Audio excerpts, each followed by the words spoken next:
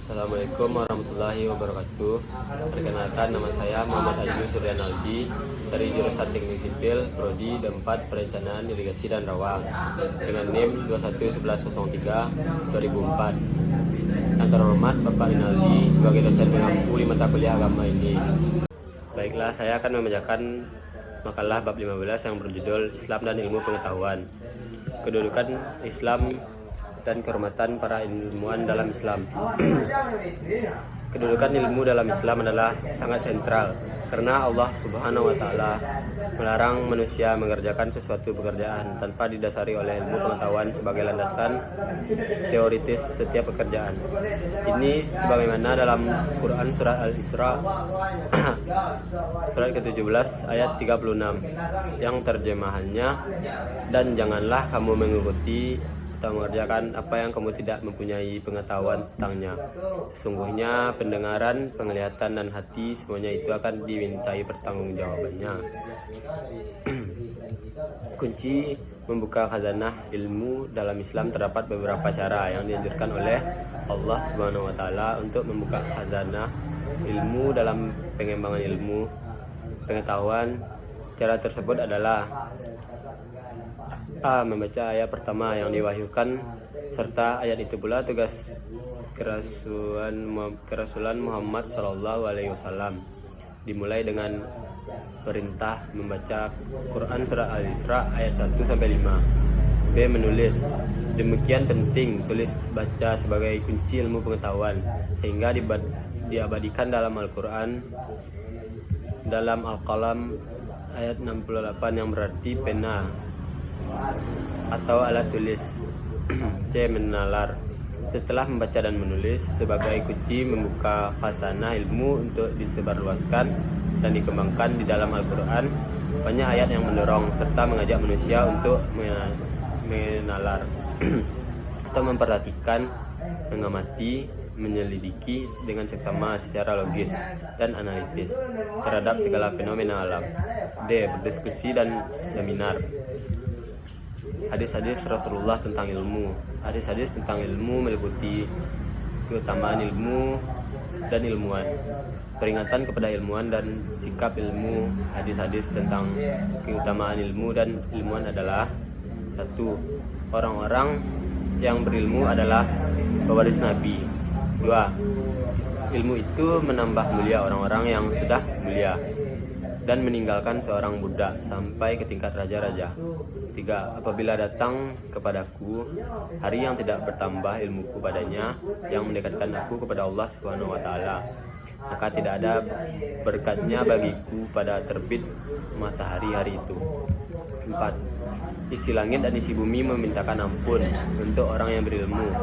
5. Kelebihan seorang berilmu dari seseorang abid atau rajin beribadah kurang ilmu adalah seperti kelebihan terang bulan purnama dari bintang yang lain. 6. Kelebihan seorang mukmin yang berilmu daripada mukmin yang abid adalah 70 derajat. 7. Barang siapa yang menjalani suatu jalan untuk menuntut ilmu, maka dianugerahkan Allah Subhanahu wa taala kepadanya jalan ke surga. Bahwa sesungguhnya engkau berjalan untuk mempelajari suatu bab dari ilmu adalah lebih baik daripada engkau sholat sunnah 100 kali. 9. Menuntut ilmu wajib atas setiap muslim.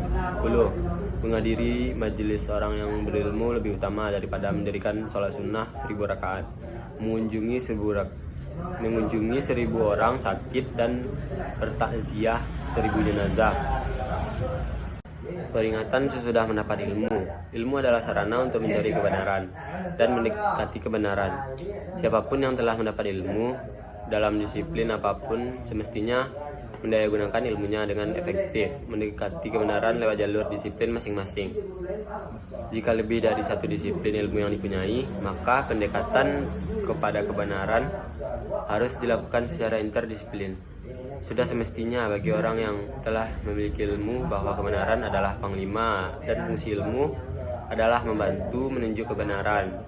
Kegagalan dalam menyalahgunakan ilmu untuk kemaslahatan dan kebenaran beberapa kali Allah Subhanahu wa taala memperingatkan dalam Al-Qur'an untuk diwaspadai oleh para ilmuwan. Al-Quran sumber inspirasi ilmu pengetahuan.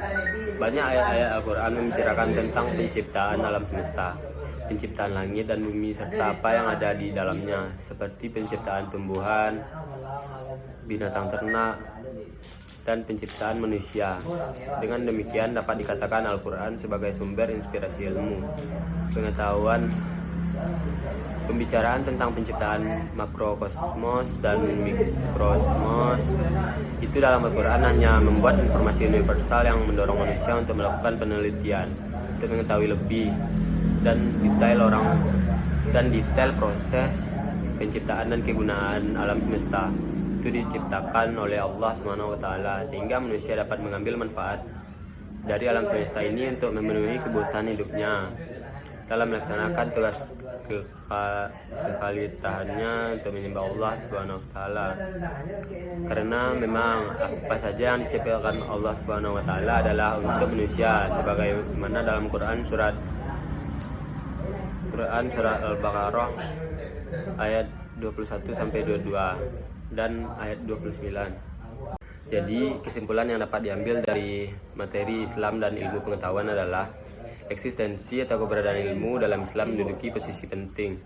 Ini karena Islam adalah agama ilmu yang bersumber pada ilmu, yaitu ilmu Allah SWT atau Al-Quran dan Rasulnya atau hadis, ilmu para sahabat, ilmu ulama atau tabi'in, ilmu ulama, fuqaha atau ahli fikih, mufassirin atau ahli tafsir, ilmunya utama usfuddin atau ahli akidah, ilmu filsafat atau ahli filsafat Islam, dan utama mutakhirin atau ilmu para ilmuwan muslim sampai hari kiamat.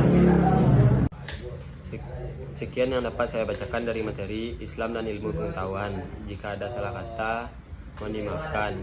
Wabillahi taufiq wal hidayah. Assalamualaikum warahmatullahi wabarakatuh.